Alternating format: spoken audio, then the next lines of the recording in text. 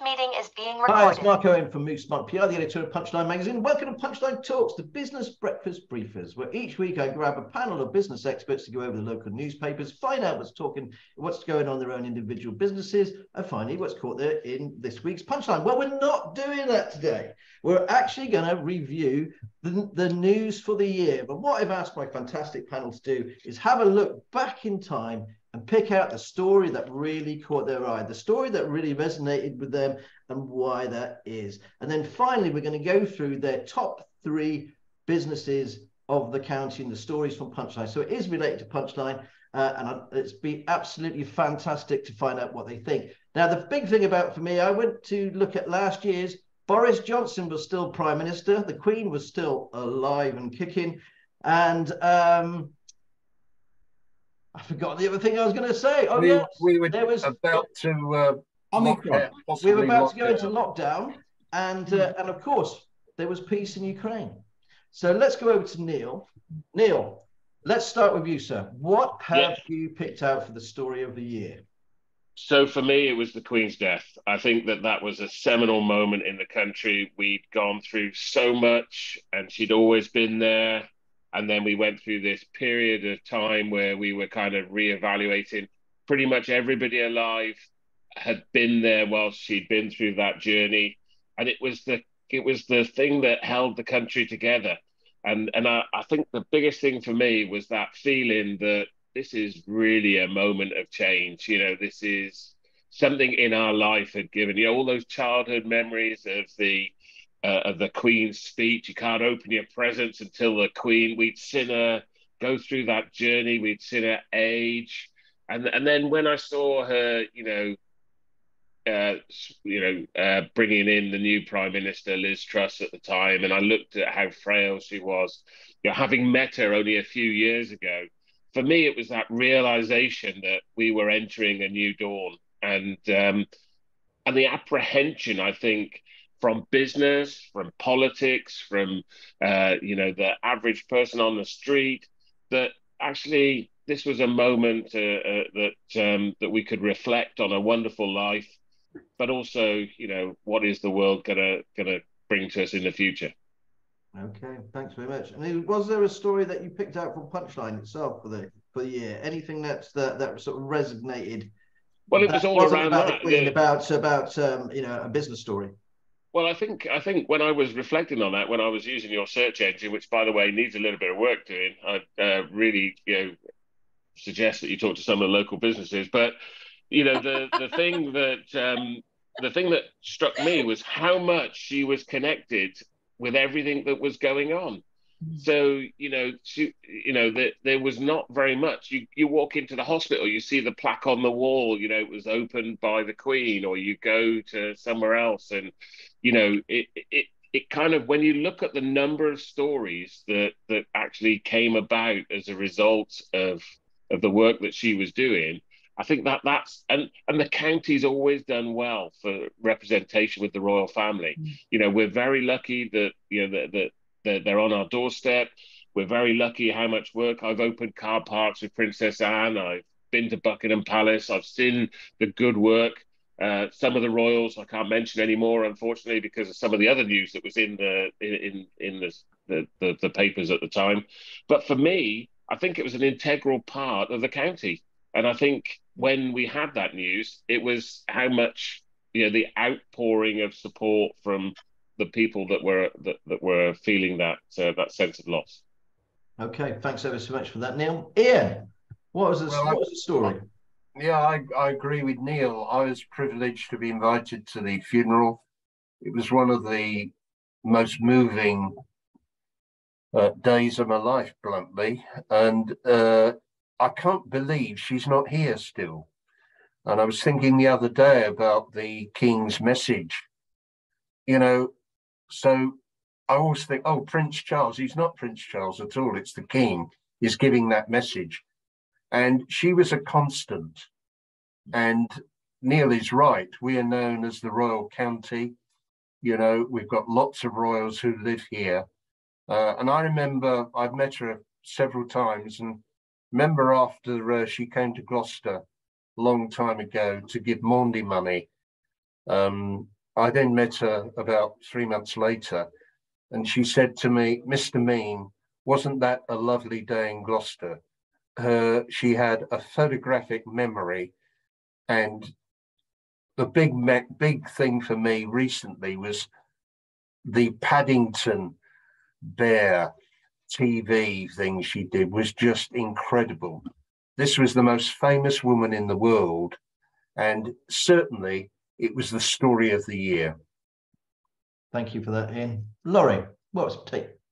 Yeah, actually, it's interesting because I'd also picked out, I mean, I think this year for all of us, it obviously shows the significance of the death of Her Majesty to all of us. And I think, without saying this in the wrong way, I think we're all at an age where losing the Queen has been so significant because she's been the only monarch in all of our lifetime, hasn't she? So yeah. It kind of I was quite surprised by how emotional I found it, and how as you say, you reflect on memories. And I also had the privilege of meeting the Queen a couple of times, particularly during her Diamond Jubilee when she came to Salisbury and did a big visit there, which we hosted. And then also I got invited to the palace as a thank you for that Jubilee, and I just thought she was, for such a person of small stature, she had the biggest aura ever. She filled the room, you know, and I just felt that you can't underestimate that. But the punchline story for me, which I loved, connected to this, was you cooking for the Queen. Yeah, and you actually shared your memory, and I thought that was so quirky and so amazing. So first of all, no wonder your waistcoat doesn't fit, because you are a chef or an ex-chef. So we can't wait for the invite for all of us to go to yours for dinner. Because apparently you specialize in Italian food, so yeah, we're there. And that you cooked for her at RAF Benson in 1985, and you said then that unfortunately you didn't get the privilege of meeting her because you were too busy in the kitchens cooking, but that you cooked for over 200 people, and you still remember that experience, and you still remember her being there and what you served to her. And then you did get the privilege of meeting her at a later date.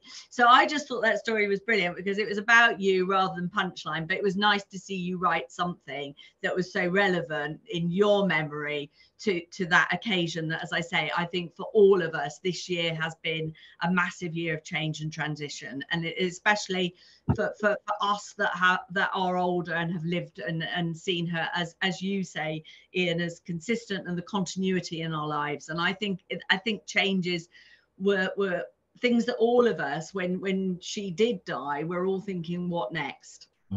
Thank you. I think aligned to that, I think one of the things that one of the most emotional pieces I read was about your brother, actually. So, you know, I think that really did kind of, I think it's, no matter what job you do, people forget your people. And you're going through things yourself, you know, so, you know, whether you've had health issues or you've had bereavement or you've had, and I think it was at that point that the whole country came together because they had that common thought, or that you know, that common feeling. But I got to admit that was a tearjerker, and one that I kind of read a couple of times, to be honest. No, that's really kind of you. Thanks so much, Neil. And I did get actually amazing feedback from that. It was something like 30,000 people had read that piece, and yeah, and I was actually stopped. I was stopped in a street by someone and said, you know, the editor of Punchline. He said, I read your brother's piece. And he said it was just brilliant and really resonated with my own brother passing away. But thank you very much. That's very kind. Sam, what's caught your eye? Yeah, it was a wonderful piece, Mark. I think we all agree with that. I think it was quite amused then because Neil's talked about elf issues. Look what he's dressed as. Yeah, I don't think there's any doubt at all about the fact that the Queen was a story. And I can remember, I don't know if I told you this, Ian, but I was watching the coverage like everyone was. I was sitting there watching it and I thought, that can't be Ian. Yes. I'm at the funeral. I said, what? That's Ian. It was wonderful to see you there representing us all, if you like. That's what I thought of it. You were the county's representative. But although the Queen was a story, I'm going to just talk about the politics as well, if I might, because I was just sharing with colleagues here. My favourite book this year has been this one. It's called Seasons in the Sun, which looks at the period between 1974 and 1979, which was a lot of political upheaval. Nothing nothing has been the political upheaval we've seen this year. I mean, I think I'm right in thinking we've had 3 prime ministers and 4 chancellors. This has not been a normal year. It's been absolutely ludicrous. And future historical students, so the people who write, when Dominic Sambrook writes a history of this period, it'll need an Encyclopedia Britannica length, because it has been absolutely bonkers.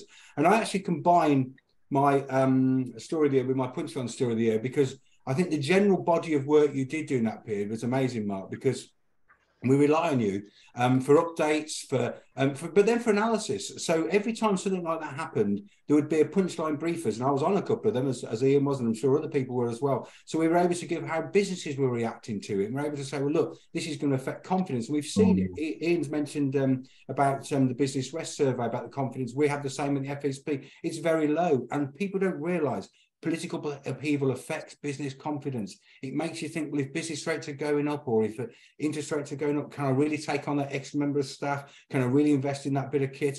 All these things are affected. So that little crazy period when the Tory voters, for whatever reason, decided that Liz Truss, who I had seen nothing in, and I admire politicians of left, right and centre. I can see, I think I can spot a good one. I saw nothing in her. I thought, am I missing something here? Why is this woman going to be Prime Minister? And she didn't even deliver my low expectations. She was appalling. Kwasi Kwarteng was on like a kamikaze Kwarteng, wasn't he? And we had these 8 weeks of absolute chaos. Have we ever known it where within a week of a Prime Minister being taken over, we were having discussions on this, how long is she going to last? Yeah, crazy. So that period to me, I think future, the Queen overrides everything. I could talk about the Qatar Football World Cup, but I won't. But a good strong second was the absolute political mayhem of that summer that I hope will never be repeated, whether it's Tory, Labour, Green, Lib Dem running the country. I hope we never go through that again, because business can't take it. But your coverage throughout it, brilliant. So you were my punchline story of the year and my national story of the year, political upheaval. Thank you very much. I've got to admit, last year I struggled to think about which story I was going to talk about. This year I've got a list of probably 20 that we could have gone up to. Political royals, we could talk about Meghan, we could talk about the Queen, we could talk about Andrew, we could. Then I've got the invasion of the Ukraine that happened on the 24th of February. Is that going to change the world? We're talking about nuclear. I mean, I remember, going back to that book that you were talking about there, Sam, the biggest problem I had when I was a kid was the 4-minute warning, that I was paranoid that, and you had all these books about, and then we forgot about it for 30 years. And then suddenly you read the news and, Putin is loading up nuclear missiles, admittedly not with nuclear warheads, but firing those into the Ukraine. That's a really worrying situation. And we've got a huge problem brewing in Poland, and I'm due to go out to take some aid out to Poland. But it's a really, really serious situation, and journalism isn't doing it. A lot of help at the moment. It is a massive humanitarian crisis going on as we see the level of refugees pouring into Europe from the Ukraine. No, couldn't agree with you more. Right, thank you ever so much for those as well. Talitha, what's your story of the year? Well, it's always great when you feature something about what we do, and you featured a fantastic article on the 10th of November 22, representing one of the best businesses in my mind, the Benefact Group, which their head office is over at Brockworth Business Park. And they are amazing because for a business, they do a huge amount to give back. That is obviously within their set up in terms of their structure and organisation, and they give millions back to charities and organisations. And you featured a great article that they supported GCF with £10,000 to support a really, really important programme called Invest leadership programme for Gloucestershire charity leaders, and essentially this is about the future piece. So our mantra about we hope the vision for Gloucestershire is about a thriving county. Well, if we don't put time and effort and money into supporting the future, then, you know, that thriving community is not going to come out the other end. So our Invest program is about supporting charity leaders with mentors and peer-to-peer support. Our sector has very little investment. I mean, most charities have no budget for staff development. They're certainly not put through MBAs. So this money was absolutely crucial for us to continue into our third year of matching another 10 charities with 10 incredible mentors, because actually at this time, a bit like any frontline services, they are at the coalface of dealing with the most vulnerable in our community. Their charities are businesses. Their rates have gone up, their costs have gone up, the contracts they set last year, they're having to deliver this year at a loss. And these people probably will look around for other jobs. We don't want them to leave. So the investment and support going in to support our charity leaders is absolutely crucial. And you featured a wonderful article about the Benefact Group, what they give back to community, Gloucestershire, and what they've done to support GCF and our charity leaders. Well, thank you very much for that. And of course, the Benefact Group used to be called Ecclesiastical. Ecclesiastical. Right. Just so people don't realise. All right, thank you very much. My story of the year, it was the Queen. The other one had to be the invasion of Ukraine and the devastating effect that's having on our, you know, the poor people when it's cold outside like this, and we're all feeling, oh, I put another hat on, or get my heating on, or get my hot water bottle. And I was talking to my brother-in-law, sister-in-law last night. Can you imagine? You're in your house, your neighbour's being bombed, your next door neighbour's being bombed, they've actually been killed, your house is on fire, you have nothing. And you last year, you know, everything was hunky-dory. You had a nice Christmas and you were looking for the future. That was, to me, the big story which will carry on. And although the sad passing of the Queen goes without saying, I think the war in Ukraine and the nuclear threat that this poses and the grain shortage that will affect the people in Africa and all the likes of all that, and thousands of people have been killed. We're only scratching the surface on that as well. So I think that's the story for me. But I'd like to move very quickly. Just to say, Panorama and Maripol, it's a very difficult watch, but they have done a recent piece on Maripol, and it was an amazing coverage, and it honestly reduces you to absolute heartbreak what these people have gone through, what they're going through. And like you say, the media move on to other things, but the reality of what they're living through, it could be any of us, it could be any country. You know, it's worth the watch, the Panorama documentary. And who would have thought war in I will watch that. I mean, it's my biggest sense of frustration at the moment is, you know, I get people come up to me and they say, oh, I'm really busy, or I'm this. And we're you know, to a certain extent, there's a kind of a natural whining going on at the moment as, you know, things become harder. And I you know, I've had a really hard day. I said, look, you've made a couple of phone calls. You know, I've got to be honest, you're sat at your desk in your central heated office. You know, you're not living in a foxhole in the Ukraine where it's minus 25 and you know, you're struggling for something to eat. I think there's this kind of we're so privileged, for example. We're so privileged, you know. The psychological effect for these people, it will last them forever. And, well, it's destroying generations. Yes, and you cannot imagine what you would feel like if your brother, son, husband was killed or maimed. They don't show any of that. The media doesn't show any of that. And there's a reason why they don't want to show any of that, because they don't want people being they don't want people feeling sorry for dead Russian soldiers and dead Russian people. Anyway, this is a bit too serious for it. I am going to go. The story for me that really caught my eye over the year for Punchline was actually the plans submitted for the 300 homes next to Gloucester Railway, which is opposite the Gloucester Royal, which is the £70 million regeneration scheme. Now, Ian will remember this. It was part of the Urban Regeneration's Magnificent Seven. It is the very last piece, that strip of land, as you come in to Gloucester from the train station, and you can see it on your right hand side. You have Allstones, you go past Allstones, it's on that strip of land there. Utopia Homes required 8 acres of land, £70 million of regeneration. It's the last missing piece of the jigsaw, and hopefully they'll start building that next year. So that's, to my mind, was the story that really caught my attention. Okay, guys, let's move on to the business of the year for your own view. So we have all envelopes for the number one, which you've all got. If you could all show your envelopes, please. I've disappeared envelope of thank you very much. Good stuff. So we don't know what everyone has. We're going to start with third place first of who you think is your business choice for number one. So I'm going to start with you, Talitha, because you've been at the end of the tail for most of it. So let's go with you. We'll start with thirds and we'll work our way around. Yeah. And okay, who is your third business of the year? So third place, I put Ecotricity, mainly because Dale Vince is an absolute lone voice out there for the renewables. He's the only person I'm listening to that seems to make any sense and know his stuff. We could be 100% renewable in this country if we just were allowed to. There's all the infrastructure and it doesn't need government funding. So I have to say, Dale Vince is absolutely amazing at what he does. And he's leading the world, if not Gloucestershire, in renewables and thinking about how we do business differently. So he's my number three.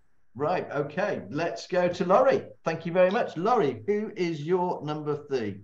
So my number three is Tidal Training, and it's on the basis of their defibrillator campaign across Cheltenham. She is now, Claire has now basically implemented 35 defibrillators in all public places. And for me, it's about saving lives, and that is incredible. She's about to actually work with us to put one into the garden bar. So right in the centre of Imperial Gardens. I mean, we have one in the town hall, but we do not have one right in the garden bar. And I just think you know, when it comes down to it, we're talking about life or death. And I think this is a really, really good thing to be doing. And I know she's had several awards recently, but they are well deserved. No, couldn't go there. She was on my list, didn't make it, but okay. Neil, who's your number three? I have actually got envelopes for all three because I didn't read your email, but I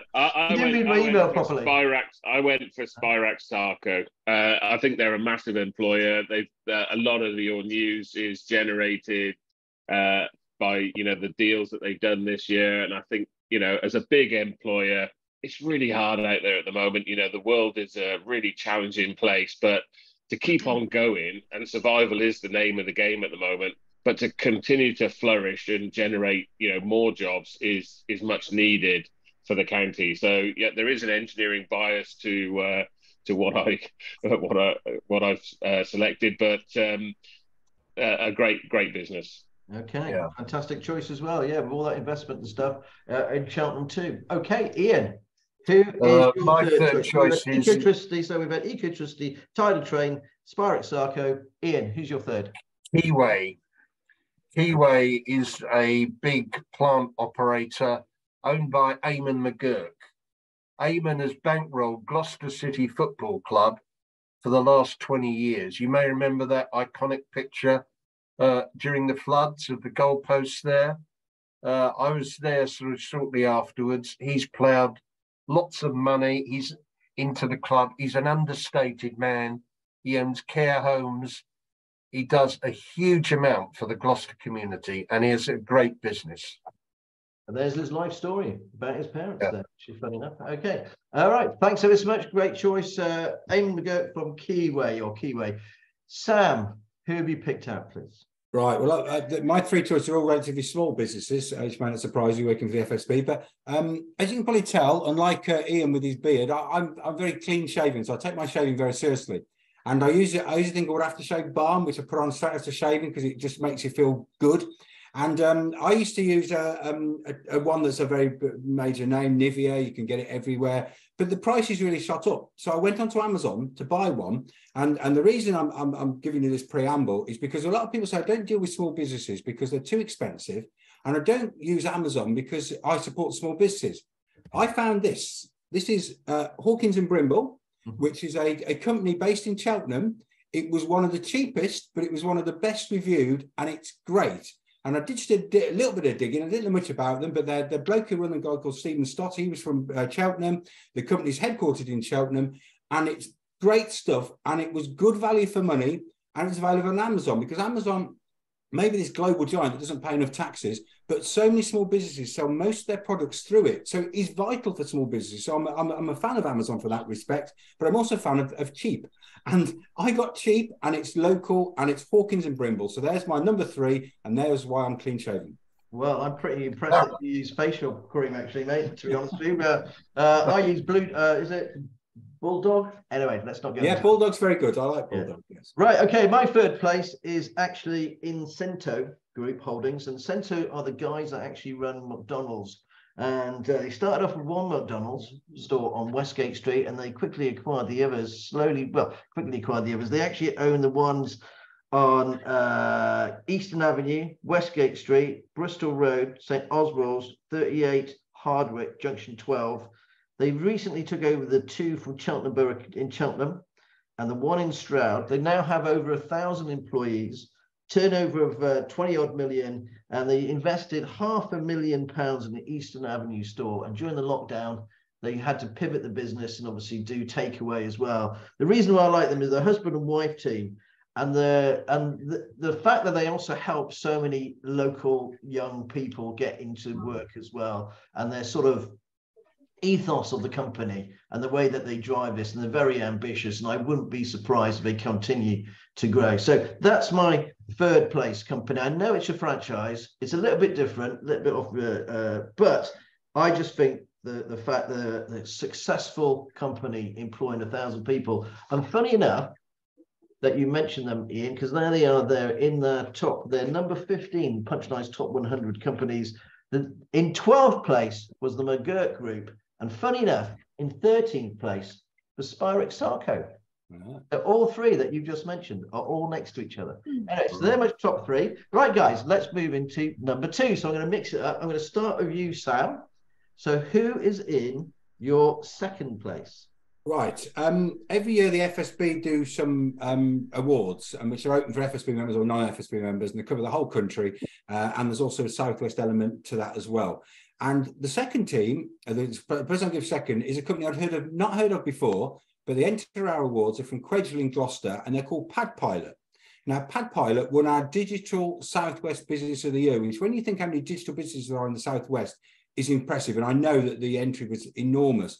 And they basically provide airline pilots with all their training on what they call their ground training. They provide all the manuals or all the training and all stuff like that. And it's a brilliant business. They're called Pad Pilot. They're from Quedgeley. They've been going 11 years. Look them up. Very different, very original. And to win an award like that against some pretty stiff opposition, you think of all the great digital businesses in places like Cheltenham, Bristol, and throughout the Southwest, they were voted number one. And I just thought, what a really good business. And I didn't know them. And that's a great thing about awards, isn't it? You don't know until you go to awards sometimes. Pad Pilot, they're my second. Okay, thanks very much. Never heard of them, actually. So are they based at Waterwells Business Park? Yes, they are. They were featured in Punchline. I think I might have written you a press release when we won the awards, but they're well worth investigating. Really good business. Okay, thanks ever so much for that, Sam. Okay, let's go over to Laurie this time. So Laurie, who is yours, please? So my second one is a local catering supplier, Creed. You'll all probably know Creed. They supply loads of businesses, including ours. They're one of our main suppliers.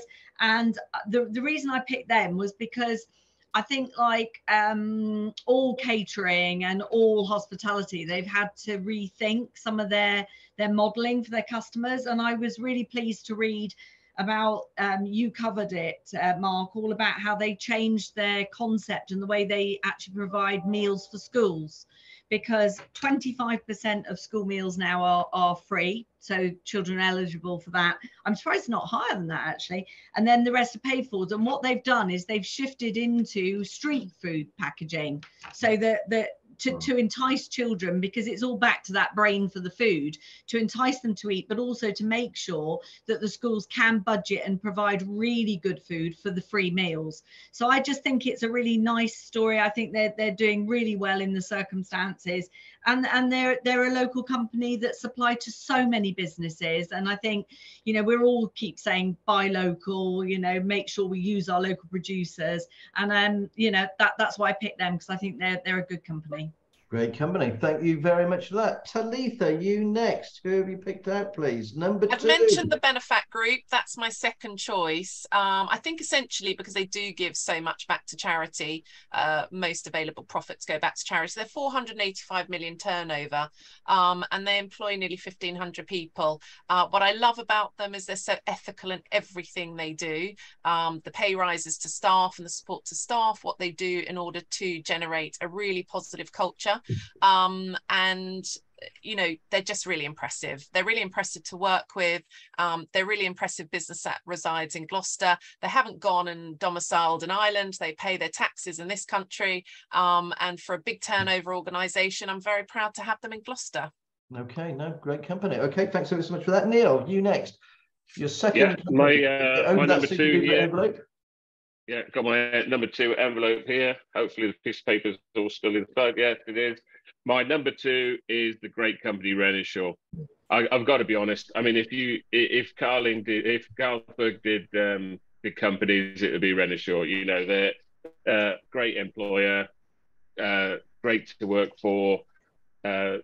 Always done a really, really good job in the city. They've always done lots for the community. And for me, you know, John Deere and David McMurtry have done a fantastic job. And it's interesting that they have a significant number of vacancies at the moment that they can't fill. And, you know, to me, that shows you everything, you know, despite everything that's going on in the world at the moment, they're still looking for people to grow their business. So for me, very hard to beat Renishaw. But they're my number 2. Okay, thanks so much. Great company, goes without saying. Absolutely. And our biggest company as well, I think, at number 4 on Punchline's top 100, but the biggest independent company. Private company. 2,500 staff we've got here. Okay, Ian, who's your number 2, please? University of Gloucestershire for real innovation. I've been very critical of them in the past. They started off as a teacher training polytechnic, actually, many years ago. I think the foresight in buying Debenhams, a hell of a lot of money involved there, certainly probably over £70 million, and developing it in a very, very amazing way is something that I think is going to stand them in good stead. They've also made some pretty big advances in cyber as well. So I think they've done well, and Stephen Marston is very much a forward thinker. Okay, no, couldn't agree more. Great company. They were definitely on my list as well. So, you know, they've done a great job. Big employer now.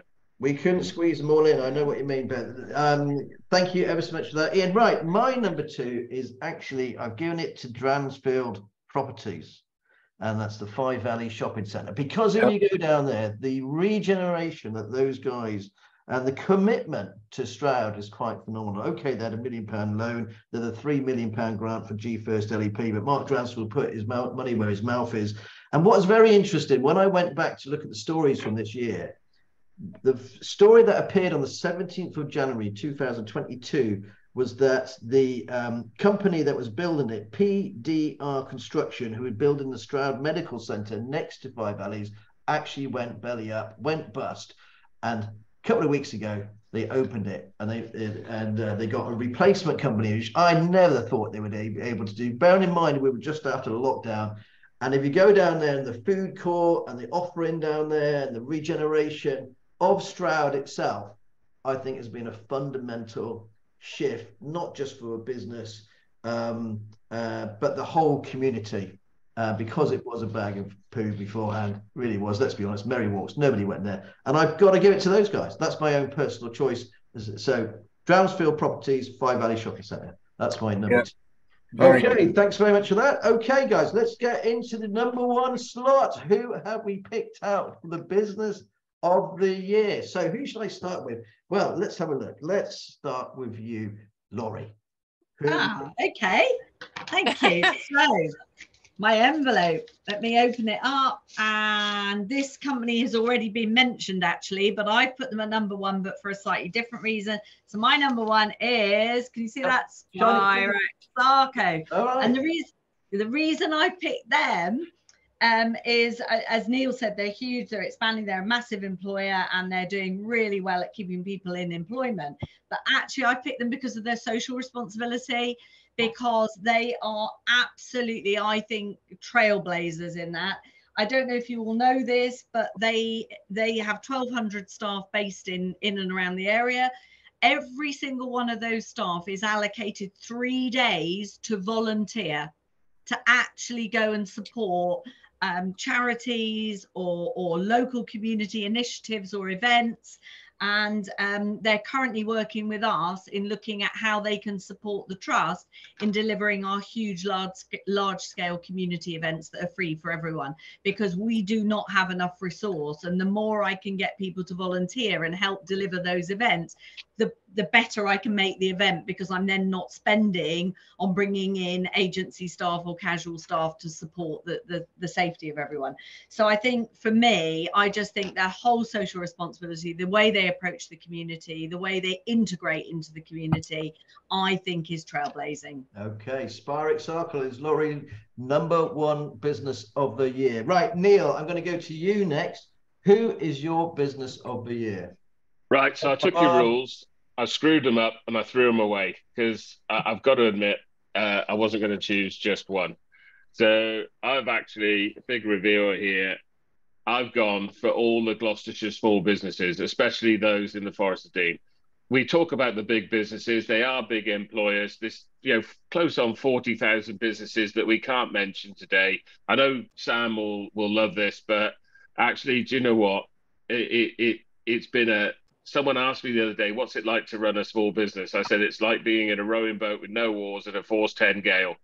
And, and I want a really big shout out to those businesses that have still continued. We've had knock after knock. We've had Brexit, we've had COVID, we've had, the energy crisis, we've had political shenanigans going on, and they're still going. And for me, that's what business is all about. It's about those small businesses, and the business stories that I like on Punchline are all about those small businesses that are either just starting or that they're finding their way, and they're the most interesting ones. I know the big companies like Renishaw and Spirix, they're really, really great employers and they're really, really great businesses, but let's have a shout out for all those small businesses that are keeping on going, and that would be my #1. Okay, well, no, couldn't agree more. I love the way you screw up my rules, but hey ho, rules are there to be broken. Ho ho ho, as they would say. Right, let's go to you, Ian. Ian, well, I've business of the year. Yeah. Let's open that. Don't change your envelopes now, Ian. Yeah, my business is Renishaw. We've talked quite a lot about Renishaw, but they are the largest private business in the county.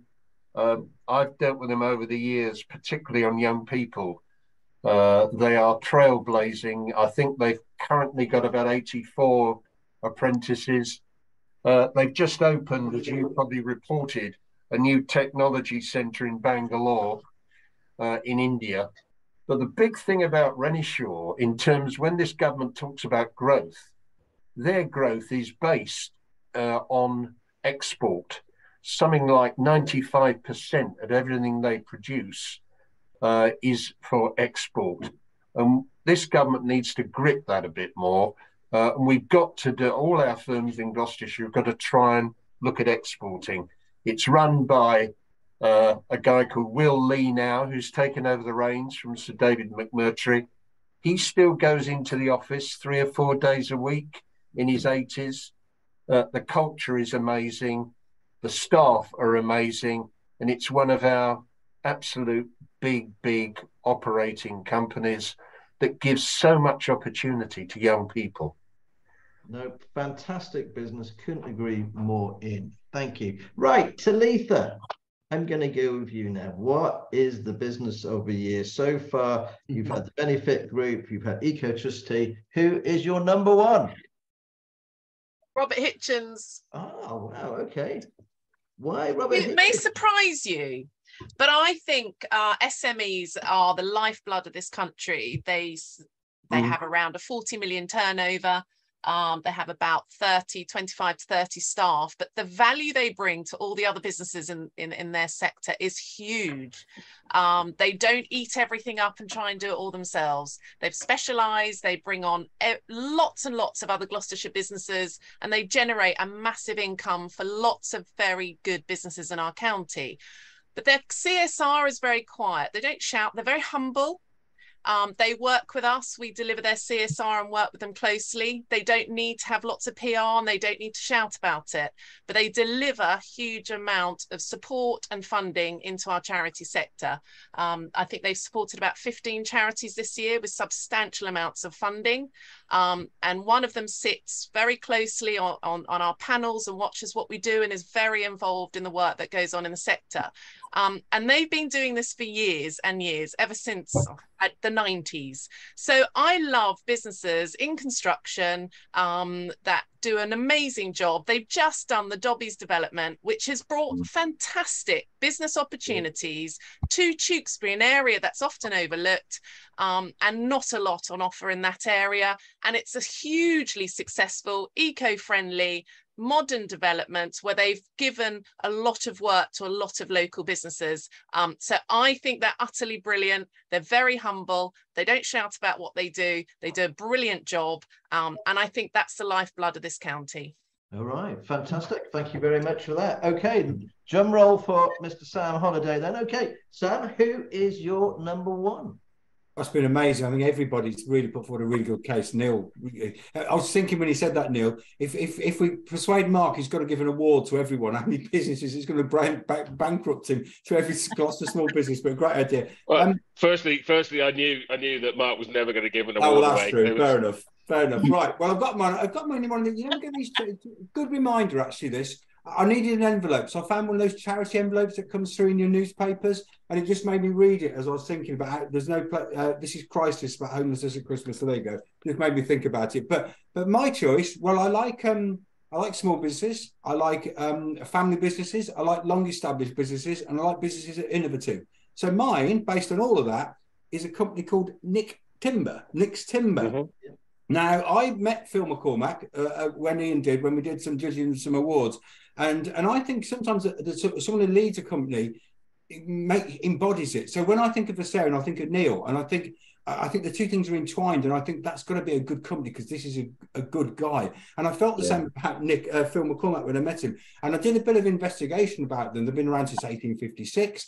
They import wood. They had their best year ever in 2021. It told me that in Punchline. I don't know what 2022 figures are like, but that says a lot.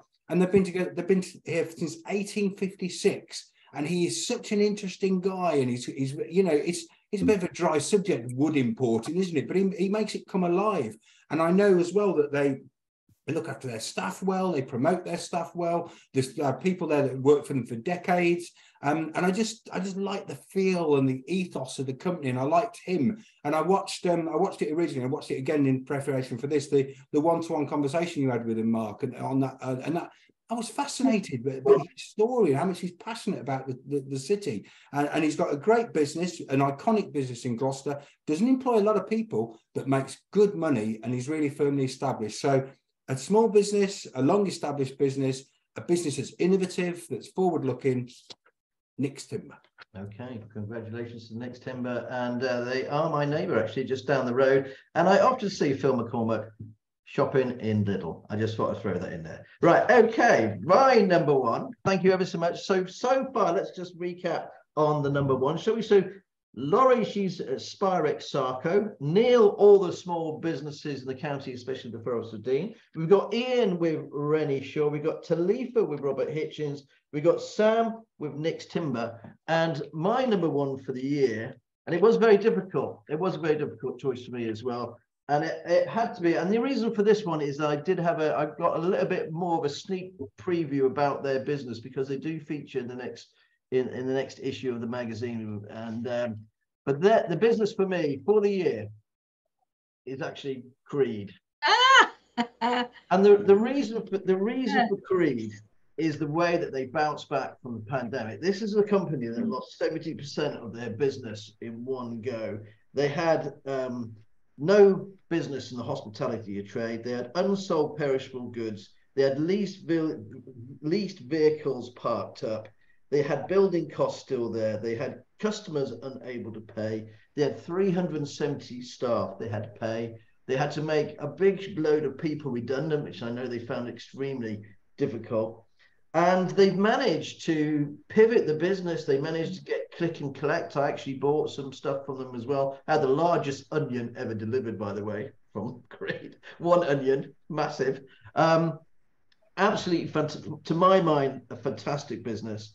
They managed to change the food, as you rightly said, Laurie. But not only that, they changed the way that they supplied the hospitality trade because of the lack of chefs out there. So because the chefs, there aren't so many chefs, they've had to make the way they do their meals and cook their food. So they've had to be really innovative and change that. And the final thing, they've also looked after their staff. They're in the top 100 for the Times Business Health, and they actually employ 14 appointed well-being champions to look after their staff's mental health. And the final thing that did it for me, they've been going for 50 years, and they actually managed to achieve £100 million turnover company with 400 staff. So where they were looking as a dog's dinner at one point, to be able to check, and that's about leadership, that's about management, that's about bringing everybody. And for those reasons, that's my business of the year, Creed Food Services, led by charismatic leader Chris Creed and the rest of his gang there. Absolutely brilliant. So that is it for this year, guys. Thank you ever so much. A big round of applause for everybody. Thank you also to my fantastic panel. I couldn't thank you enough. It was actually quite a task, wasn't it, picking them all? I'm sure I had just very quickly, I also had Stuart Gold on my list. I had so many other different businesses. It was extremely difficult. Before I wrap up, very quickly, if you like the show, please like, share, and subscribe. But I also would like to take this opportunity to thank my fantastic team, because you guys always see me on the show, but there's actually a lot of people behind Punchline. So I'd just like a big thank you to Beth, Matt, Sarah, Dave, Laura, Penny, Tim, Bev, Judy, James, Sarah, Pearl, Tim, Marianne, Leah, Clive, and Carol as well. There are 17 of us behind the company, because it's not just about what we're writing, it's also about the delivery, it's also about the accounts, it's everything that makes up any business. And I couldn't thank them enough for that hard work that they do and the dedication. And for having to put up with you as well, Mark. I mean, that's So, can they ever get a word in edgeways, Mark? Not on a Zoom call. Not on a Zoom call. Anyway, I would just like to thank you all of my guests. We have had over 290 guests on the Business Breakfast Show over the last couple of years. And as you may know, we are, I think this is episode 94. Oh, breakfast. We are rocking well done to the top 100. If you got any ideas what I could do for the top 100, please let me know. But for now, please have a safe and wonderful Christmas, and thank you for watching Punchline Talks. Hope we see you before next. Happy Christmas, everyone.